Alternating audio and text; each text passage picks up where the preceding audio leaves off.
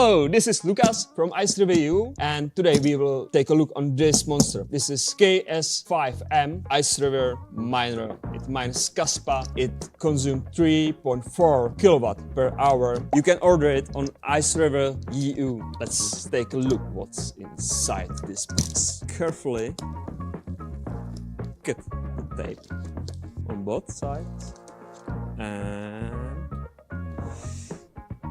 let's see. This is the monster. It's hidden in this red foam. Oh, it's heavy! By the way, proper way to take it out would be to flip the box and take a box over it. But okay, this monster makes 15 terahash a second. It's a beast.